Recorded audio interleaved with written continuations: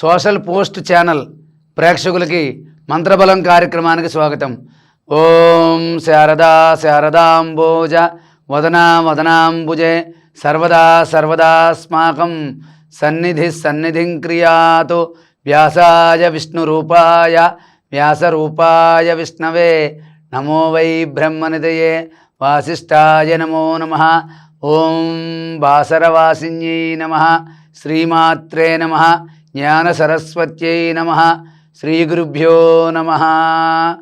మరి ఈ రోజున మంత్రబలం కార్యక్రమంలో మనం చెప్పుకునే విషయం ఏమిటయ్యా అంటే, గ్రహస్థితి అనుకూలించాలంటే మీరు ఏ గ్రహానికైనా పూజ చేయండి, చెయ్యకపోండి అంటే మనం ఎక్కువగా ఖర్చు పెట్టి చేయకపోయినా మన గ్రహాలు అనుకూలించాలి, గ్రహస్థితి బాగుండాలి. ఇప్పుడు శని మహాదశ జరుగుతోంది, లేకపోతే శుక్ర మహాదశ జరుగుతోంది, శుక్రుడు మీకు మంచి స్థానంలో లేడనుకోండి, మరి దానివల్ల కలిగే దోషం మీకు కొంతైనా కొంత తగ్గాలి అంటే దానికి ఒక మార్గం ఉంది.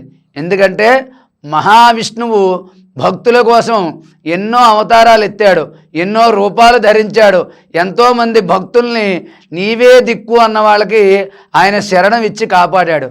కాబట్టి అటువంటి మహావిష్ణువుకు సంబంధించినటువంటి మంచి నామం ఒకటి ఉంది. ఆ నామమే మనకి మంత్రం.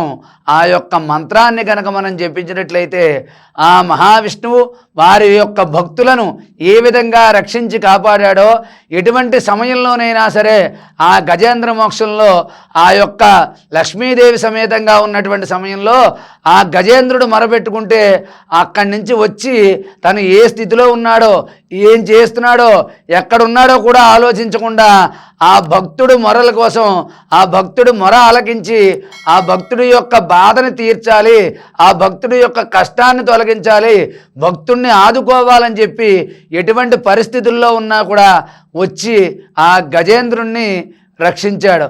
అదేవిధంగా మనం ఎటువంటి గ్రహం మన బాధించినా, శనిగ్రహమైనా, శుక్రగ్రహమైనా, గురుడైనా, శుక్రుడైనా, ఏదైనా సరే గ్రహం బాధిస్తున్నప్పుడు మనం పూజ జరిపించుకోవాలంటే ఒక్కసారిగా కొంత డబ్బు ఖర్చు అవుతుంది, లేకపోతే మనకు కొంచెం వీలు కుదరదు.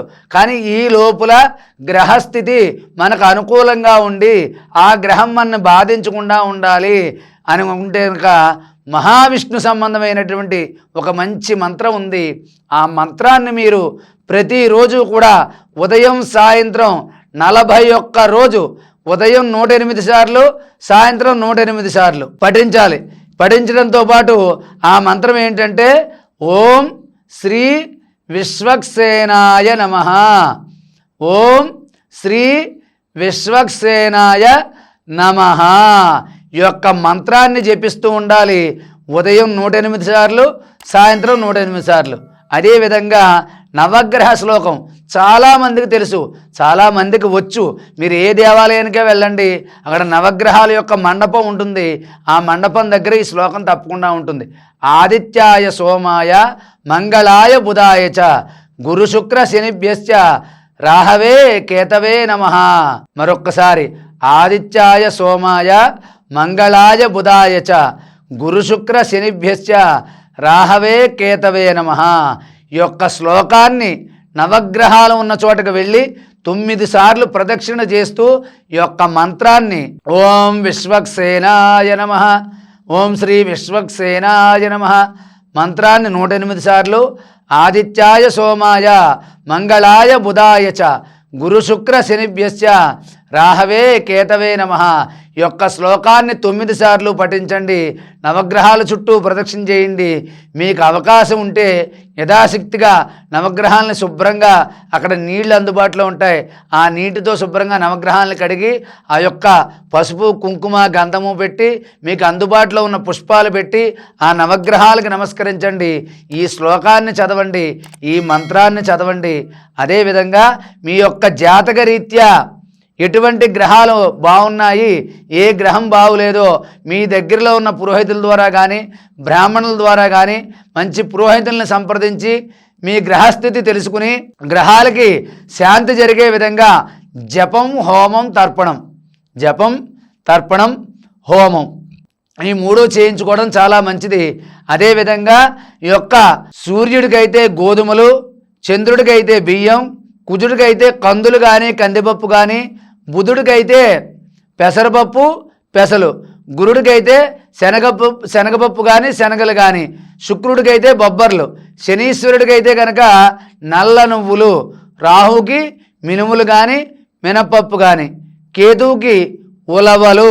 ఈ యొక్క 9 గ్రహాలకి నవగ్రహాలకి నవధాన్యాలు ఉంటాయి. వీటిని ఈ యొక్క బ్రాహ్మణులకి దానం చేయడం కానీ, లేకపోతే మీ దగ్గరలో ఉన్నటువంటి గోశాల ఉంటుంది, ఆ గోశాలకి మీ పేరు మీద కొంత గ్రాసం అంటే ఆవుకి మేత వేయమని చెప్పి కొంత ధనాన్ని వారికి ఇవ్వడం. అదేవిధంగా ఈ నవధాన్యాలు ముందు రోజు నానబెట్టి రోజుకొక రకం చొప్పున ముందు రోజు నానబెట్టి నీళ్ళల్లో పెట్టి దాన్ని ఉదయాన్నే ఆవుకి ఆ గోశాలకు పట్టుకెళ్ళి ఈ నవధాన్యంతో పాటు చిన్న బెల్లం ముక్క దాంట్లో వేసి ఒకరోజు గోధుమలు, ఒకరోజు బియ్యం, ఒకరోజు కందులు, ఒకరోజు శనగలు, ఇలా 9 రోజుల పాటు ఈ నవధాన్యాలన్నీ కూడా ముందు రోజు నీళ్ళల్లో ఉంచి మర్నాడు పొద్దున పట్టుకెళ్ళి ఆ గోశాలలో ఆవుకు పెట్టడం, గోగ్రాసానికి కొంచెం ధనాన్ని ఇవ్వడం.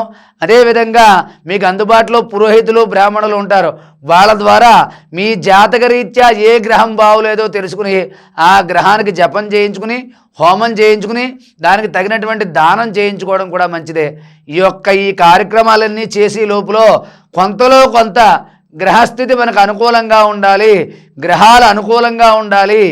ఏ గ్రహమైనా కూడా మీరు ఈ యొక్క గ్రహశాంతి చేసుకునే లోపుగా మీకు అనుకూలంగా ఉండాలి అంటే ఓం శ్రీ విశ్వక్సేనాయ నమః, ఓం శ్రీ విశ్వక్సేనాయ నమః ఈ యొక్క మంత్రాన్ని జపించండి. అదేవిధంగా నవగ్రహాలు ఉన్న చోటకు వెళ్ళి దాని చుట్టూ ప్రదక్షిణ చేయండి. వీలైనన్ని సార్లు, వీలైనన్ని రోజులు క్రమం తప్పకుండా, ఉదయం ఉంటే ఉదయం, సాయంత్రం అయితే సాయంత్రం, క్రమం తప్పకుండా మీ యొక్క వీలును బట్టి నవగ్రహాలను సందర్శించండి. నవధాన్యాలు నవగ్రహాలకు సమర్పించండి. మీకు తోచినటువంటి గ్రాసాన్ని గోశాలకు సమర్పించండి. ఈ యొక్క విధానాలన్నీ కూడా పాటించి గ్రహశాంతి జరిగి మీ యొక్క జాతకరీత్యా అన్ని గ్రహాలు మీకు అనుకూలంగా ఉండి మీ జీవితం గ్రహబాధలు లేకుండా సంపూర్ణంగా ఆనందంగా ముందుకు సాగాలని చెప్పి మీ అందరికీ కూడా మీ ఇష్టదైవం, కులదైవం కరుణా కటాక్షాలు మీకు ఎల్లవేళలా ఉండాలని చెప్పి మీ అందరినీ ఆశీర్వదిస్తూ సర్వే జనా సుఖినో భవంతు. స్వస్తి.